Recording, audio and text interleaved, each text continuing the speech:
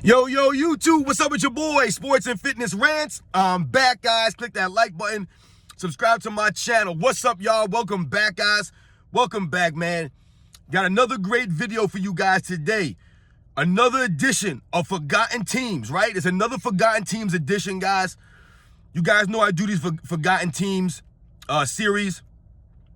I think this would be the 5th team in my Forgotten Team series. I try to do one Eastern Conference team, one Western Conference team from the 80s and the 90s, teams that have been forgotten. And in this video, we're going to talk about the Indiana Pacers of 1994 to 1999. As you guys know, like I said, I try to keep it about the 80s and the 90s. So we're going to talk today, Forgotten Teams, Indiana Pacers, 1994 to 1999. And you guys know what to do. Turn the volume all the way up. Hit that play button. Listen to the information, guys. These Forgotten series, I do these for a reason, right? We forgot about some of these teams and the players on these teams. They didn't win the championship. So put that volume up, guys. Remember, these videos are for educational purposes. And let's roll. So yes, guys, welcome to another edition of Forgotten Teams. We're going to talk about the 1994 to the 1999 Indiana Pacers, guys. That's right. It's about 6 years there. The 93-94 season to the 98-99 season. And like I said, guys, I like to do these Forgotten Teams, or the reason why I do these Forgotten Teams series, or I started this series with Forgotten Teams, is because, as it implies, these teams are forgotten in NBA history. And the players on these teams, we have forgotten about some of these players. So I like to talk about some of these teams that, like I always say, they didn't necessarily win the championship. You know, maybe they got right there. They just never got over the hump, right? They didn't climb the mountaintop. But they were right there. They were a very good team, just couldn't win it. And today we're going to talk about the Indiana Pacers, guys. That's right, the mid to late 90s. And when we think about the Indiana Pacers, right, of that time, a lot of people immediately are going to think, what, Reggie Miller, right, guys? His name is synonymous with the Indiana Pacers of the late 80s into the 90s, right? That was his team, man. He was the main star in the Indiana Pacers through the entire 90s, guys. It was Reggie Miller's team. So that's what most people think about when they think about the Indiana Pacers and we think about the 90s, right? It's Reggie Miller, right? Miller time. Now, before we think about the 1994 Indiana Pacers, we must remember or think about Reggie Miller. We must think about someone like a Rick Smits. We must think about these guys because Reggie Miller and Rick Smits, they would be together for a very long time. That would be their core, right? It would be Reggie Miller and Rick Smits. They would be together from, I believe, the 1989 season all the way until the 2000 season, I believe, was the last year that Rick Smits played. But Reggie Miller and Rick Smits would play with each other from about 89 to 2000, guys. So you're talking about 11 seasons together. That was their core. I believe Reggie Miller came in 88 and Rick Smits came the next year in 89. Now, the problem with the Pacers, guys, from the late 80s into the early 90s, when Reggie Miller was still young in his career, they had young Rick Smits, guys like Vern Fleming at the point guard position. They had a Detlef Schrempf there in the early 90s who won 2 Sixth Man of the Year awards. Shout out to Detlef Schrempf. The problem with the Indiana Pacers, the reason why they never, made an NBA Finals in those early 90s, or they never even made a Eastern Conference Finals in those early 90s, was because they really didn't have the coaching yet.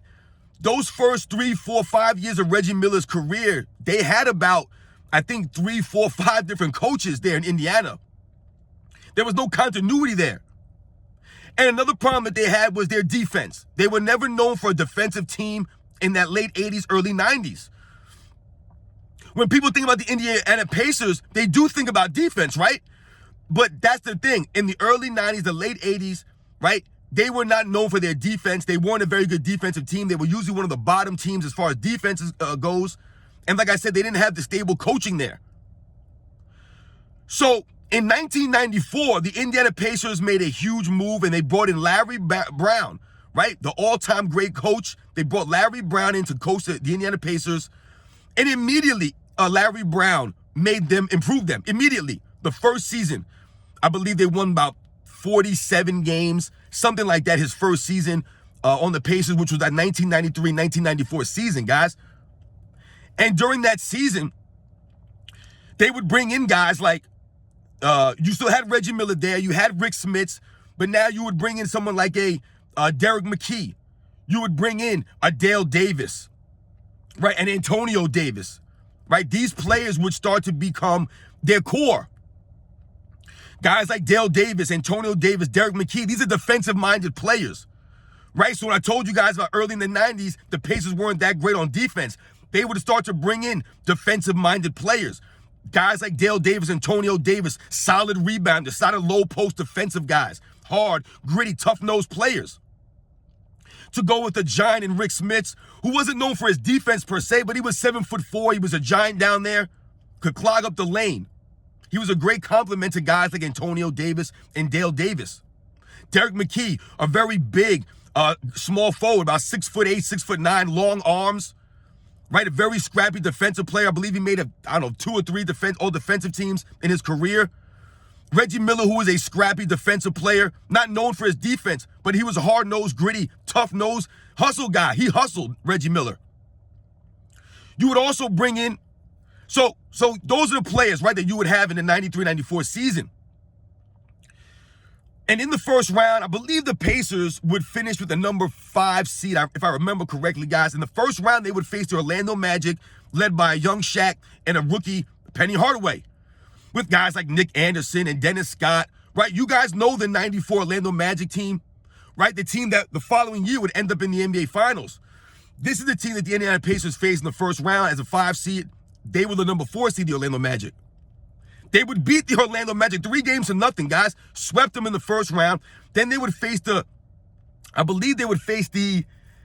did they face in the second round, guys? I think they faced the Atlanta Hawks, guys, in the second round.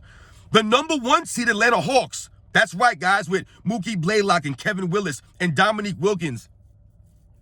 Even though I think they might have traded Dominique Wilkins that season. I don't remember, guys. But the Hawks were a very good team.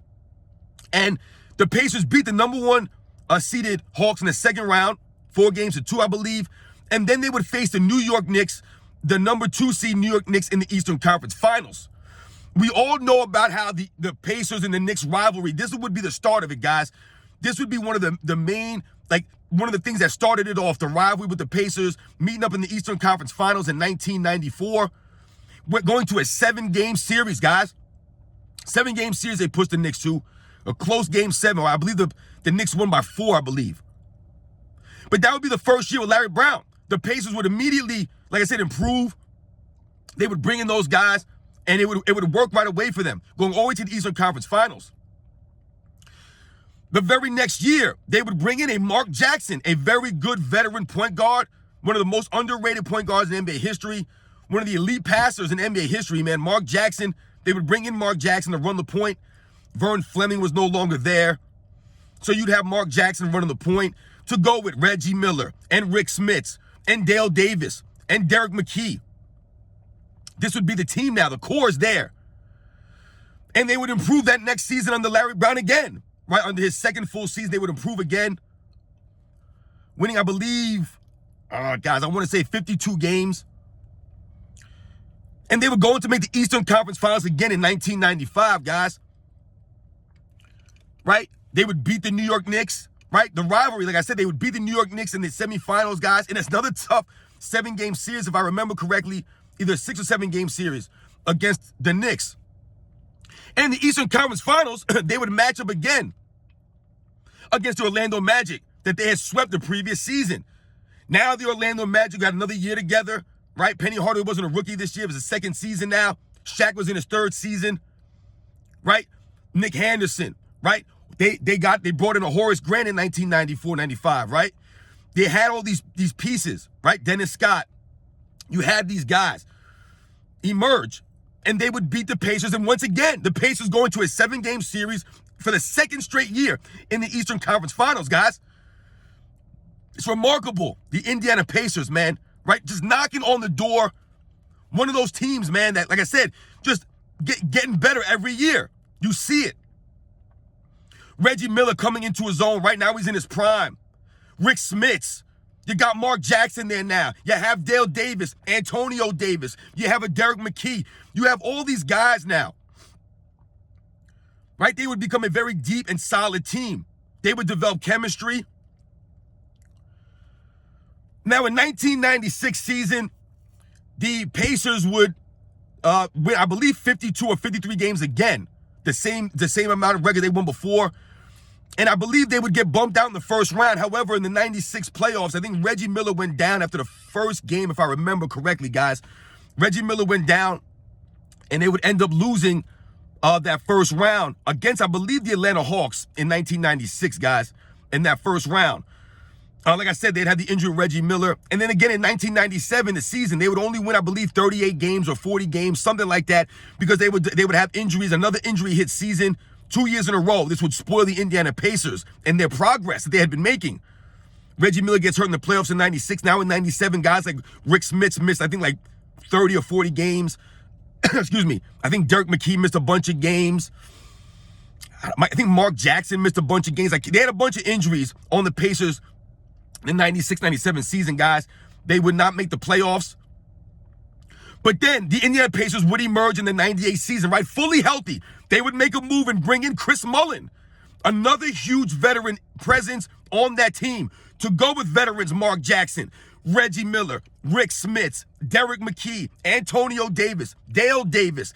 This would be the team, right? They would draft a Jalen Rose. They would have a Travis Best come in.